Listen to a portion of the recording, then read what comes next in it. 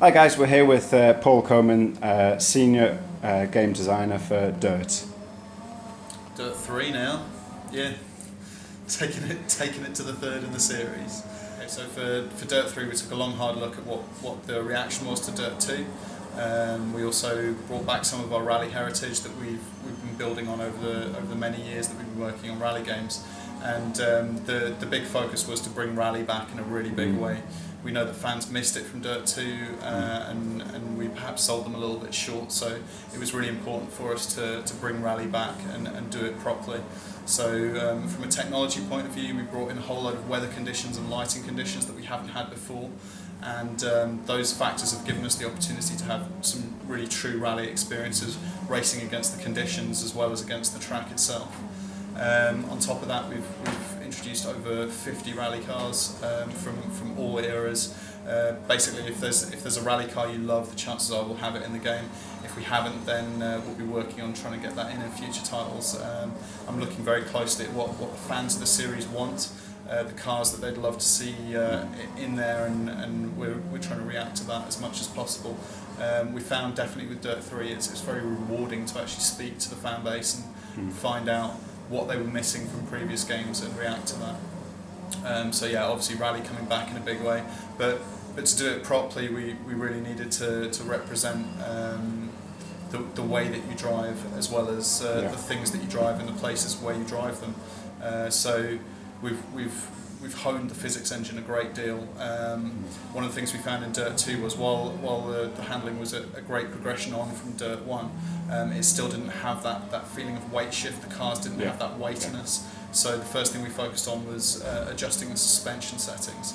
So we've now got the proper suspension setting where the wheels actually move up and down into the arch, and on top of that, fast rebound and bump damping that's properly modelled now. So as you hit bumps and jumps, the car reacts properly.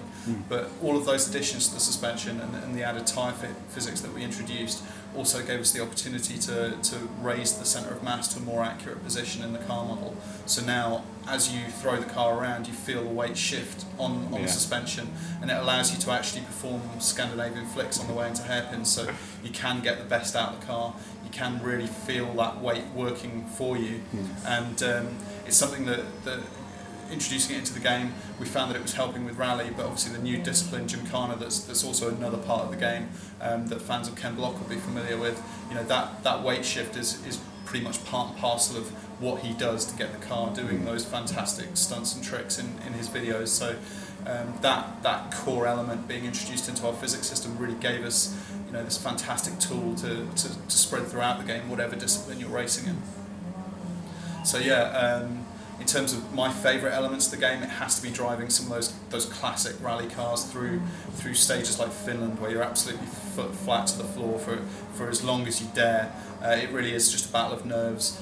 Using ditch hooking to get the car through those apexes, listening to your co-driver so that you know exactly where to set the car up as you go over that crest, because you don't know what's going to come out the other side. So you know, if they're saying keep left, you better keep left, because otherwise you're going to be straight into the trees. All of that stuff is really important to us as rally fans, and we wanted to really focus on that while we were developing DiRT 3. So with regards to what the future holds, there's definitely more rally in the pipeline. We want to bring back things like the service area, where you are actually nurturing the car through a whole event, maintaining it as you go. Any damage that you sustain will be persistent, so you'll actually have to look after the car, and you'll only get set periods of time in which you can repair it. You know, those are all things that we're looking at, because we feel that it adds an element of management to the game.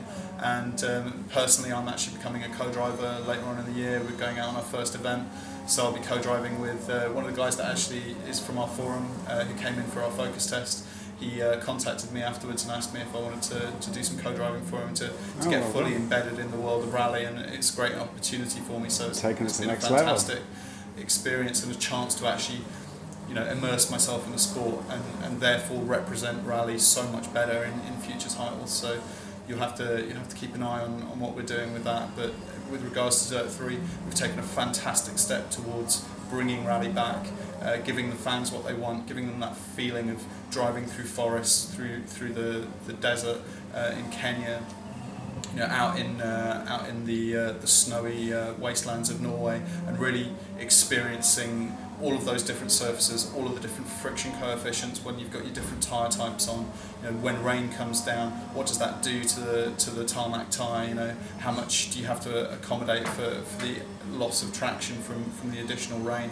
It's all been factored in, and we're really proud of the game that we've made, and we're looking forward to it coming out on May 24th and seeing the reaction from the rally fans out there, because we really feel like we've made this game for them. And as a rally fan and part of the rally community, I applaud you in a fantastic effort, so well done. Thank you very much.